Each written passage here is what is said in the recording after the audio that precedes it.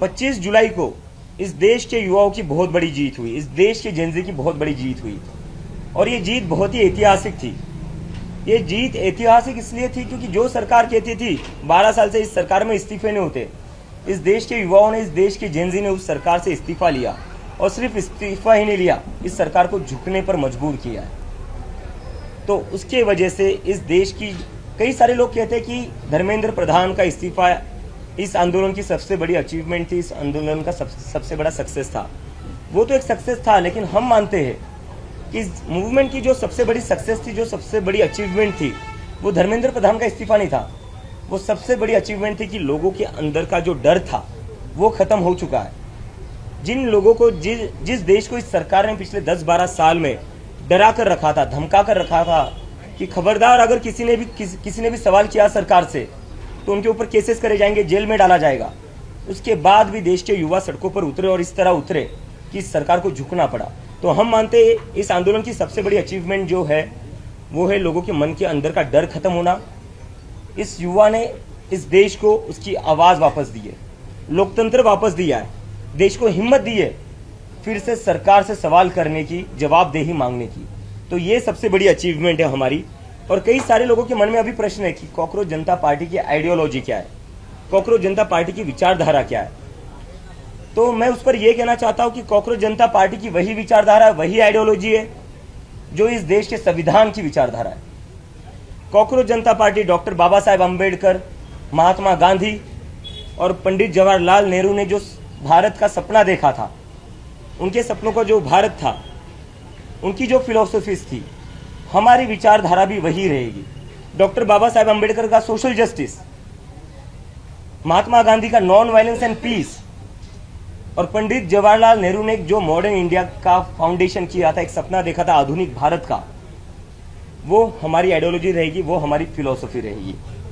उसके बाद आते हैं कि कॉकरोच जनता पार्टी का आगे का एजेंडा क्या है, कॉकरोच जनता पार्टी आगे जाकर क्या करने वाली है।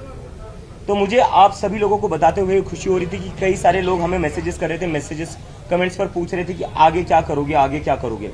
तो उस पर हम एक अनाउंसमेंट करने जा रहे हैं। सितंबर के महीने में कॉकरोच जनता पार्टी एक नेशन वाइड कैंपेन शुरू करने जा रही है। ये एक तरीके का नेशन वाइड टूर होगा हमारा।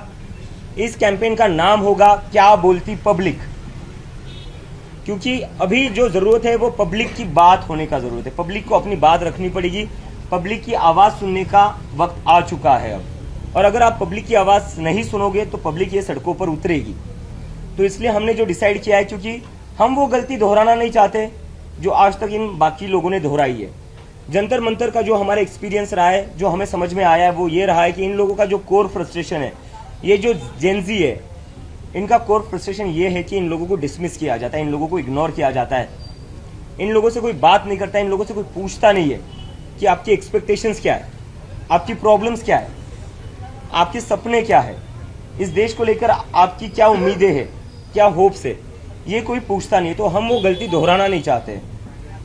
हम चाहते हैं क्योंकि इस देश की 60% पॉपुलेशन जो है वो अंडर द एज ऑफ 35 है, 65% पॉपुलेशन जो है वो अंडर द एज ऑफ 35 है।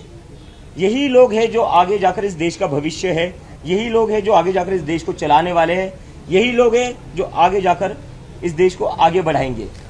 तो जो लोग आगे जाकर देश का भविष्य है, उन लोगों को इग्नोर करके, उन लोगों से बिना बात किए, उन लोगों से बिना एंगेज किए आप कैसे कोई पॉलिटिकल डिसीजन ले सकते हो, आप कैसे कोई पॉलिसी डिसीजन ले सकते हो, आप कैसे कोई पार्लियामेंट हो या इलेक्शन हो वहां पर डिस्कशन कर सकते हो।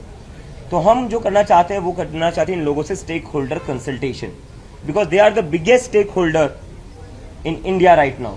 फ्यूचर उनका दांव पर है, जिंदगी उनकी दांव पर है। तो कॉकरोच जनता पार्टी इन सभी पूरे देश भर में घूमेगी, इन सभी लोगों से बातचीत करेगी, समझेगी इनके मुद्दे क्या है, इनकी क्या एक्सपेक्टेशंस है और देश की एक इन टोटलिटी पॉलिटिक्स किस तरीके की होनी चाहिए, पॉलिटिक्स के मुद्दे क्या होने चाहिए। बिकॉज हम शुरुआत से कह रहे कि हम एक प्रेशर ग्रुप है जो चाहते कि एक पॉलिटिकल डिस्कोर्स चेंज हो इस देश का, क्योंकि पॉलिटिकल डिस्कोर्स में हमारे देश के पॉलिटिकल डिस्कोर्स के नाम पर क्या होता है, यूपी में होता है शमशान बनेगा या कब्रिस्तान बनेगा, महाराष्ट्र में आते हैं तो कहते हैं बटोगे या कटोगे।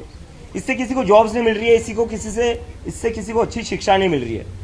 तो हम जो चाहते हैं वो ये है कि मुद्दों की बात हो, शिक्षा की बात हो, बेरोजगारी की बात हो और इसके साथ साथ इस देश के युवा, उनकी जो भी उम्मीदें, उनके जो भी कंसर्न्स हो, बात उस पर हो, देश के युवाओं की बात हो, उनके मन की बात ज़रूरी है, क्योंकि दे आर इन मेजॉरिटी। उनकी बात आपको सुननी पड़ेगी। और इसके साथ साथ हमारा जो अभी एक ये रहेगा कि कॉकरोच जनता पार्टी किन मुद्दों पर आगे बढ़ेगी। ये तो हो गया क्या बोलती पब्लिक, एक हमारा नेशन वाइड कैंपेन हो गया। कॉकरोच जनता पार्टी कौन से मुद्दे उठाएगी, ये भी एक बहुत क्यूरियोसिटी है, तो इस पर मैं बोल देता हूँ। एजुकेशन रिफॉर्म्स एक सबसे बड़ी हमारी टॉप प्रायोरिटी रहेगा, क्योंकि आज हमारी देश की जो भी हालत है वो इसी की वजह से, क्योंकि एजुकेशन प्रायोरिटी नहीं है। ना वो किसी भी पॉलिटिकल पार्टी की है, ना वो सरकार में जो लोग बैठे हुए, ना उसकी प्रायोरिटी है। तो इसलिए एजुकेशन रिफॉर्म्स हम चाहते हैं। आज की डेट में हमारे देश में एजुकेशन अनअफोर्डेबल बन चुका है। अगर किसी को अपने बच्चे को स्कूल में भेजना है, एडमिशन दिलवाना है प्राइवेट स्कूल में, सरकारी स्कूलों की तो क्या हाल कर रखी है हमने देखा ही है। पिछले 10 साल में 94,000 सरकारी स्कूल बंद कर दिए गए।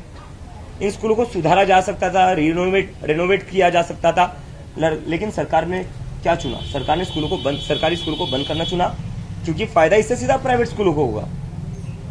तो सरकार की तो कहीं पर भी प्राथमिकता नहीं है कि कैसे ज्यादा से ज्यादा बच्चों को एजुकेशन मिले। हम वो बदलना चाहते हैं। हम चाहते हैं कि ये जो शिक्षा को इतना एक्सपेंसिव बनाया है, स्कूलिंग को इतना एक्सपेंसिव बनाया हुआ है, वो एक तो पहले कम हो जाए। कैसे कोई family, middle class family, lower middle class family अपने बच्चे को अच्छा एजुकेशन दिला सकती है, जब उनको हर साल 1-1.5 लाख की तो फीस ही देनी पड़ती है फर्स्ट या सेकंड स्टैंडर्ड के लिए। उतनी तो ना इनकम होती है, ना सेविंग्स होती है फैमिलीज की।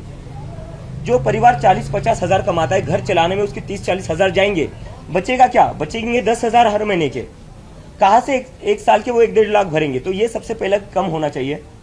प्राइवेट स्कूलों पर कैप लगना चाहिए फीस के रिगार्डिंग। सरकारी स्कूलों पर सरकार को काम करना पड़ेगा। आपकी जिम्मेदारी है सरकारी स्कूल चलाना। जिस तरह से अपने डीमोनेटाइजेशन के बाद हर जिले में अपने मुख्यालय खोल दिए थे, अपने हेडक्वार्टर्स खोल दिए थे, आपने क्यों वैसे स्कूल्स नहीं खोले? उल्टा आप स्कूल बंद करते गए हो। तो ये नहीं चलेगा। एजुकेशन रिफॉर्म जरूरी है। और ये बस प्राइमरी स्कूल की बात नहीं है, जो कॉलेजेस में भी डोनेशन आते, मैनेजमेंट कोटा चलता है, डोनेशंस के नाम पर जो सीटें भरी जाती है। एक तो सीटें कम है हमारे देश में, कॉलेजेस में सीटें कम है, जिसकी वजह से कई लोगों का हक मारा जाता है। मैनेजमेंट कोटा के ऊपर कोई बात नहीं करता है।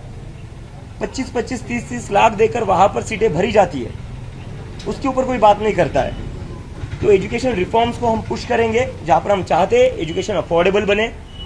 ऐसा एक भी इस देश में व्यक्ति ना हो जिसको लगे कि मेरे बच्चे को मैं पढ़ा नहीं सकता, मैं मेरे बच्चे को इंजीनियर नहीं बना सकता, मैं डॉक्टर नहीं बना सकता, मैं साइंटिस्ट नहीं बना सकता, क्योंकि मेरे पास उतना पैसा नहीं। क्योंकि डॉक्टर बाबा साहेब अम्बेडकर ने कहा था, education is a fundamental right. Education is not a business, it's a fundamental right of every kid that is born in India, and we want to ensure that. उसके बाद में है इंस्टीट्यूशनल अकाउंटेबिलिटी। हमारे देश में जो कुछ हो रहा है, उसके बाद से इंस्टीट्यूशनल अकाउंटेबिलिटी हमारे देश में एक बहुत ही डेंजरस सिचुएशन में है। अभी सारे इंस्टीट्यूशंस के ऊपर पब्लिक का भरोसा कम होते जा रहा है। कम क्या होते जा रहा है? गुस्सा बढ़ते जा रहा है कि अकाउंटेबिलिटी कहाँ बची इन इंस्टीट्यूशंस में। हम पॉलिटिक्स की बात करें, लोग कहते हैं कि हम सुबह किसी को एक पार्टी से चुनते हैं, वो शाम को किसी और पार्टी में होता है। सुबह हम एक सरकार के लिए वोट करते हैं, लेकिन शाम को कोई और ही सरकार बन जाती है। और जब वो नहीं होता है तो ईडी सीबीआई भेजकर पार्टियों को तोड़ा जाता है। तो एक जो पॉलिटिकल सिस्टम है, उसके ऊपर से भी लोगों का भरोसा उठते जा रहा है।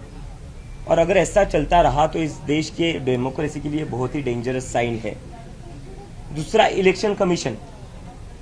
हमारे देश में एक टाइम हुआ करता था जहां पर वोटर्स सरकार चुनते थे, लेकिन आज के दौर में क्या हो रहा है? सरकार चुन रही है कि वोटर कौन होगा, सरकार चुन रही है कि कौन वोट नहीं करेगा, कौन वोट डालेगा। तो डेमोक्रेसी ऐसे नहीं चल सकती है।